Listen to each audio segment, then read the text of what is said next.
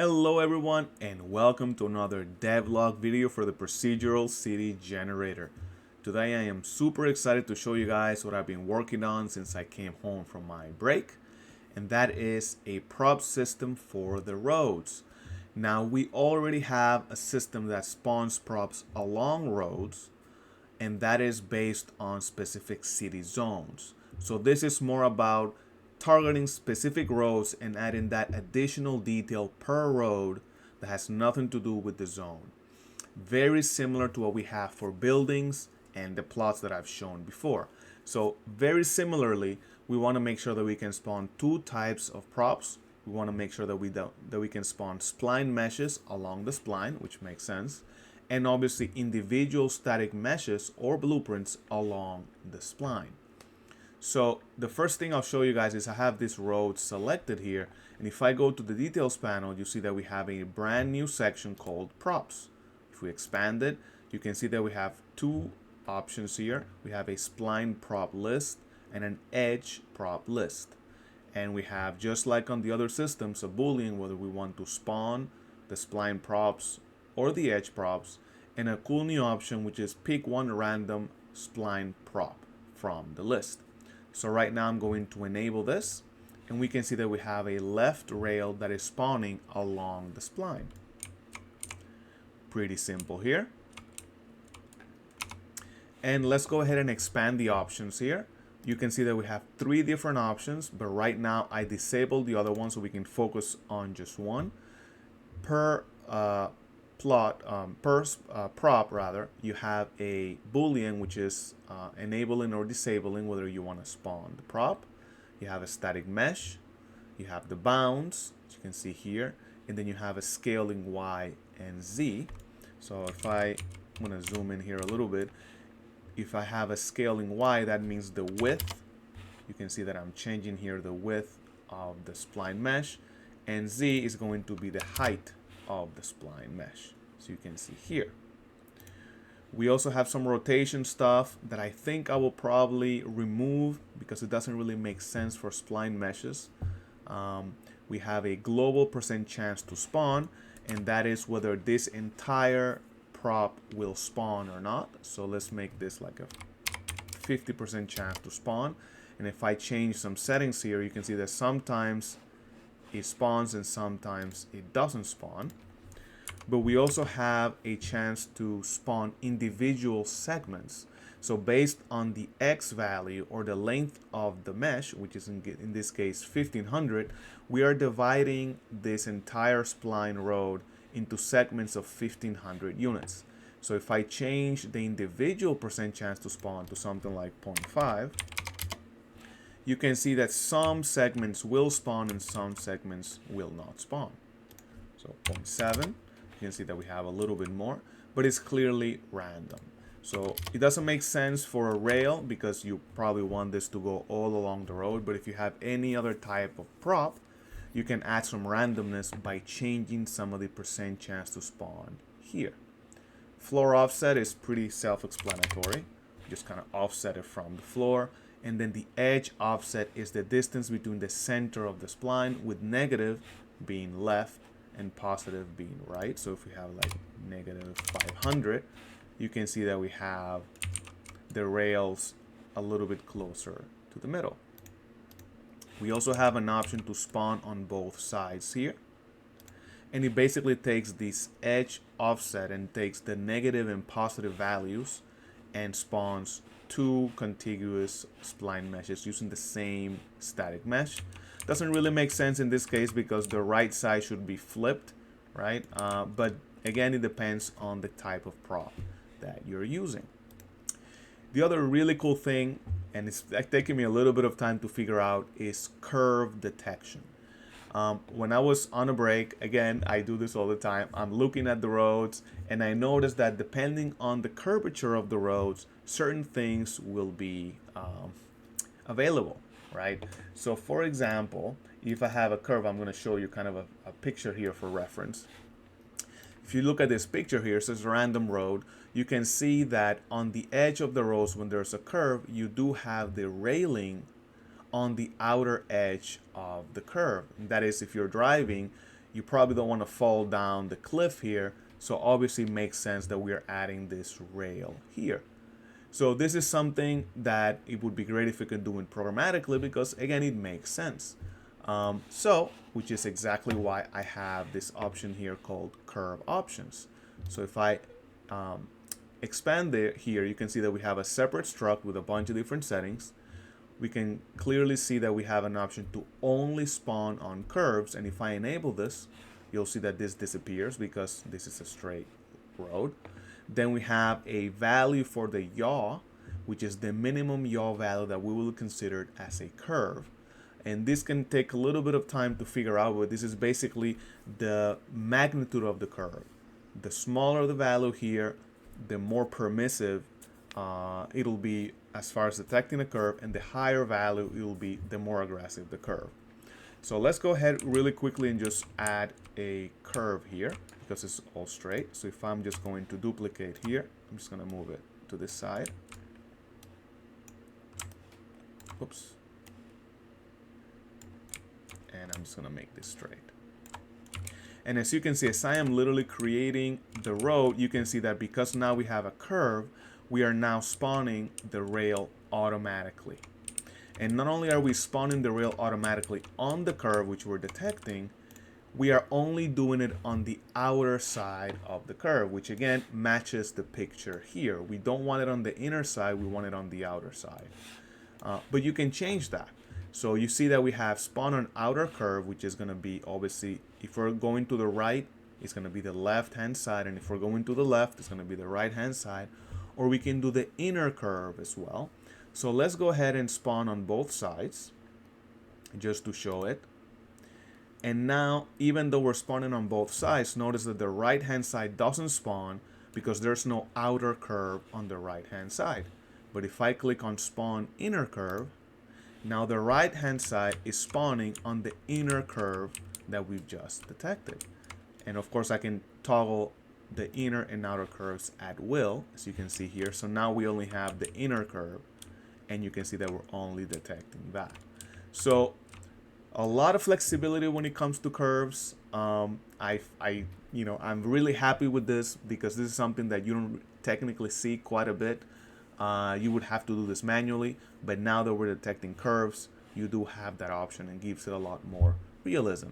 And of course, you have rotation on the right hand side and on the left hand side. I'm going to show that later down the video because again, it doesn't make sense for splines, but it does make sense for individual static meshes. So we have the option again to do curves, or of course we can just invert the setting, and you can see here that we have spawn only on straight segments. So this is basically the inversion of what we did. Think about this as a toggle. And you can see now that we're spawning this only on the straight segments of the road and not on the curves. So if you have some specific kind of prop that you only want on straight segments of the road, you have a very convenient toggle that you do right here, spawn only on straight roads. And I'm going to go ahead and disable curves as well. Actually, let's let it be here. And disable spawn on both sides. And now let's go ahead and enable the other side here. And in this case, this is just the right hand side. We don't have any curve detection, so let's go ahead and do the same thing. Only spawn on curves, and because we don't have any outer curves here, it's just not spawning. And one more thing, let's go ahead and add a divider. And this is again something I observed. And I figured now that I'm doing spline props, it makes a lot of sense. So for example, you probably noticed something like this on a lot of roads. You have a physical little divider in the middle of the lane. And here's another one. Or you have things like this, for example, where you have these little cones in the middle. So what I did is I added a little road divider mesh, and I'm going to go ahead and enable that now. And you can see here that it just looks like a little divider. I'm going to go out of. And in this case, this one doesn't have any edge offset, as you can see here. has 0 edge offset, which means that it's going to spawn exactly in the middle, and it's very small with a mesh bounds of 50, 50, and 25. And you can see that it's just spawning right there in the middle of the road, just following the spline. I could obviously have the exact same settings and say, hey, I just want you to spawn this on the curves, etc. But the cool thing that I wanted to show you guys next is the ability to use segments. So if let me just go ahead and show the road segments here. Where are we?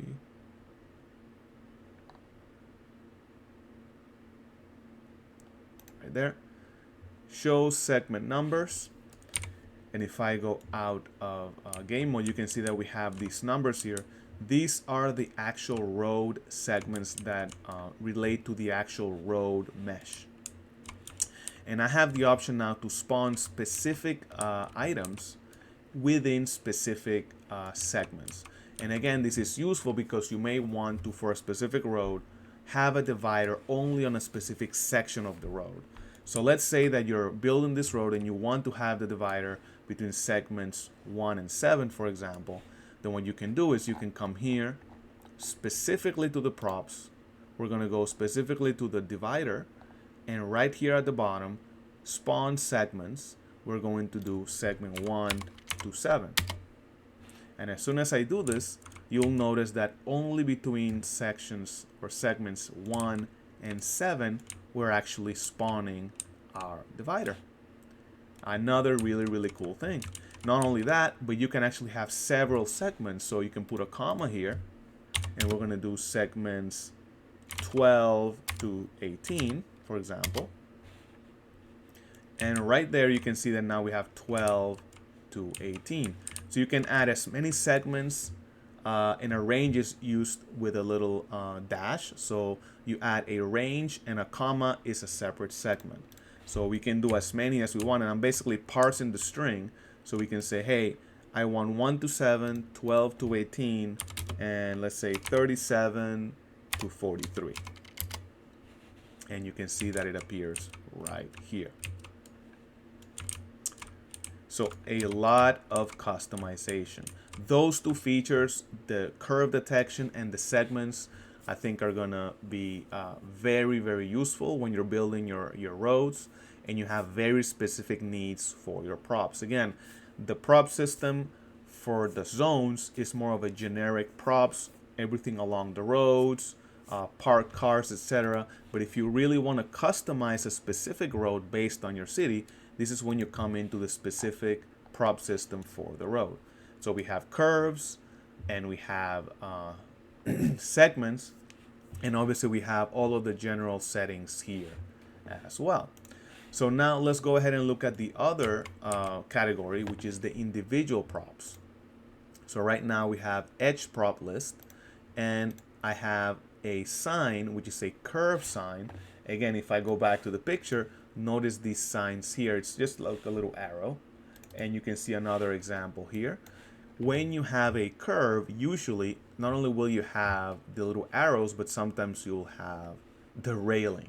So this is, again, very simple. I made that model in Blender, and you can see that this is going to be spawning only on the outer curves with a prop spacing of 500. And then we have some other things like this little divider here, which by default is set to not spawn. So right now, let's go ahead and spawn the edges, and I'm going to spawn this divider here. And let's go ahead and copy the same segments up there. So I can go down here, and I'm just going to copy all of these exact segments here just so I can match it. And right here, I'm going to have this little, I don't know, metal stick, I guess. And I'm going to use the exact same segments as before, so I can match this. And now if I go down to my buttons here, I'm going to spawn my props. And you can see here that I am now spawning my little metal dividers on the same segments as my little divider here. And I have these signs that are showing me that I'm actually going to turn, in this case, to the left only on the outer curve. Now the reason I had different, right here, let me go here.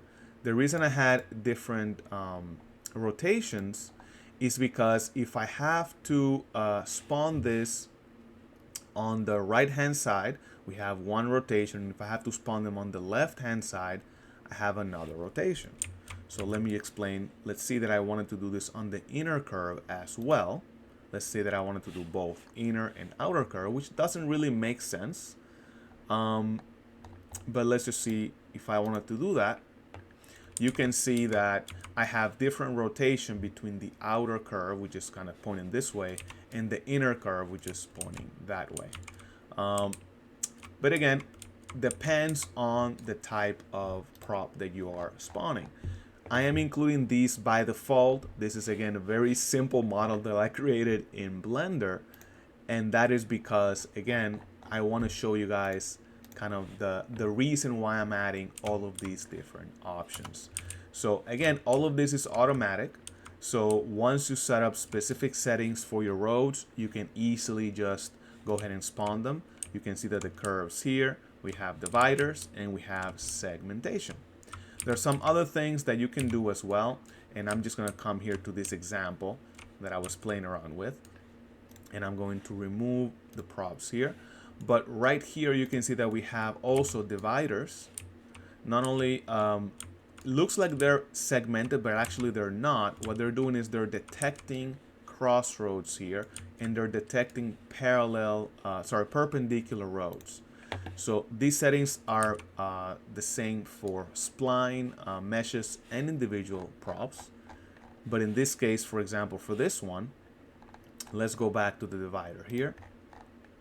You can see that in the divider, I have a setting called don't spawn on perpendicular roads. So it's detecting this perpendicular road right here.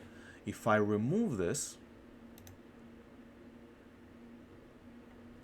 let me go ahead and reset this.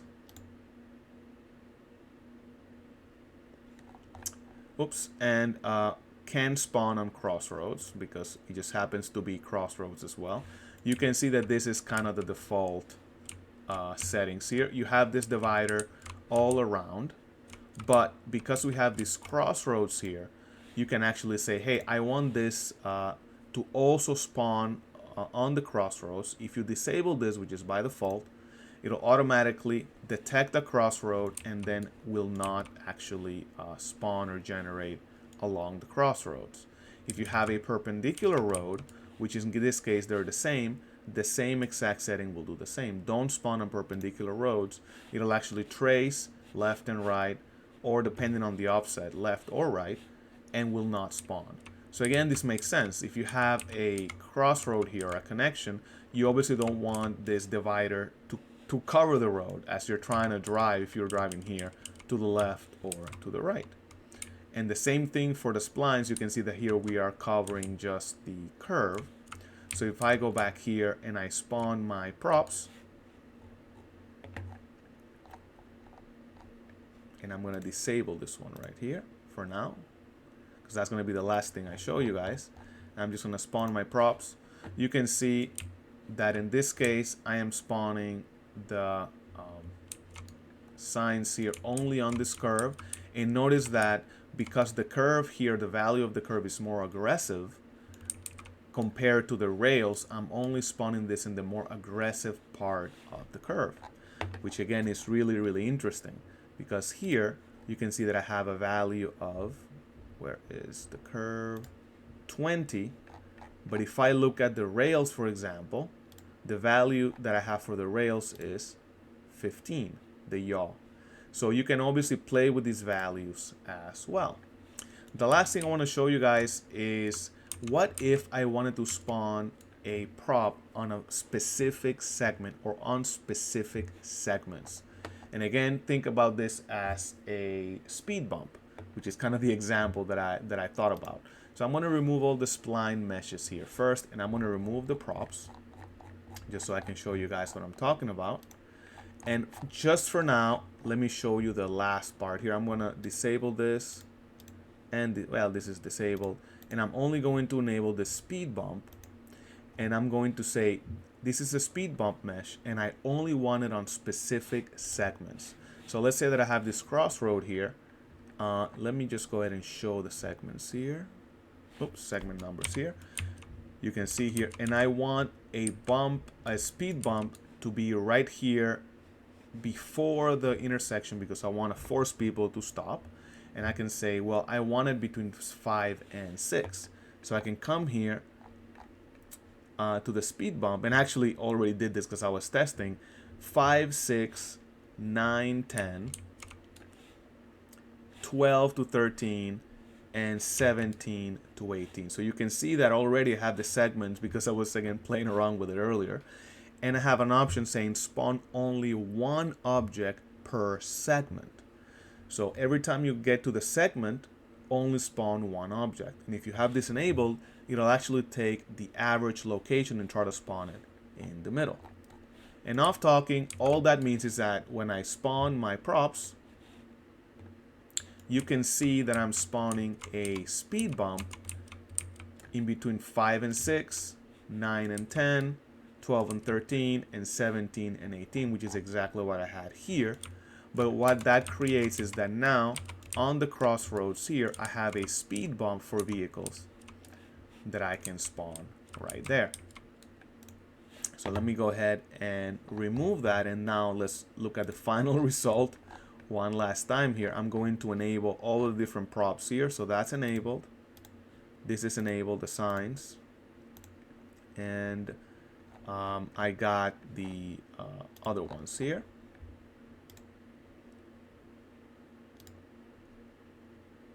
Alrighty. And I'm going to spawn the props first. You can see they're spawned, and let me just take out the debug here. Debug prop trace, and then I'm going to enable the spline props here. And you can see that we have, in this case, I'm not doing any detection on the spline meshes, but that's okay. You have the divider right here, and you have the specific speed bump, and you have the dividers, and then on the curves you have, on the outer curve you have the rail, and then you have the signs. And again, that makes sense, right? If I click play here real quick, let's spawn my car, let's stop the music. I come here and I'm trying to do a left turn. You can see that I actually can do that, and then there's a speed bump here, and then there's a divider, which of course I can go over if I want to, and another speed bump here. There we go. And speed bump, and now that I'm going on the curve, I have a divider. I have my rails on the right so I don't flat on the road if I'm going too fast, and then I have my arrows telling me that, hey, there's a turn coming. And it works if I'm going the other way, right? Because in my case I made the prop to be double-sided, so if I'm driving this way, the same props on the outer curve are going to tell me that, hey, there's a left turn coming, as you can see there. I'm going to try to stick to the road here. And there you go.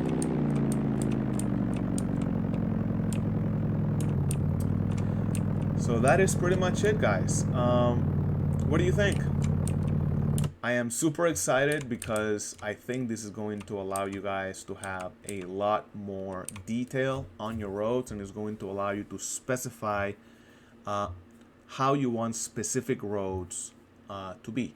So the last piece of this is I'm going to make this use a data table, which is the same thing I did for the props for the zones. That is the last step that is trivial to do. I'm using the same struct, but again, my goal would be that for every road you can select for every road you can select a row from a data table, so you can have a data table with rows for main, minor, side roads, even highways, or you can have several versions of main roads and side roads, etc. And then if you want this road to have specific configuration, you can just select the row on the data table, and it'll load it, and automatically it'll spawn it procedurally. And obviously, if I'm using a data table, you can create your own custom rows with the props that are going to be configured to your liking. So a lot of flexibility here and hopefully that will elevate again the presentation of the city, which is going to be my goal for this update. I am pushing really, really hard, but every time I find something like this that I feel like it would really make a difference, this is why I am adding it. But now, for real, I think this is the third time I've said this in a devlog, but this is for real. I think this is absolutely the last feature I am going to add for this update. You guys have been waiting at this point for like, what, almost 2 months? And I just keep adding new and new things. So thank you for your patience. I hope you understand and see the value, because I am going really, really hard trying to add as much as possible to this update. But I think it is time. I consider the 1.2 update feature complete. I just need to add a few things like the data table and have a few lingering bugs. Once I am done with all that, I am going to do the final pass, generate the new showcase city, and send it to you guys so you guys can play around with it. So thank you so much again for your patience. I hope you can see why I am delaying it. I am working on this. I'm just adding new features. If you have any comments or feedback about this new system, feel free to leave them in the comments below. And yeah, any other ideas, anything I can do to make this the best possible update, let me know. Thank you guys so much, and I'll talk to you in the next video.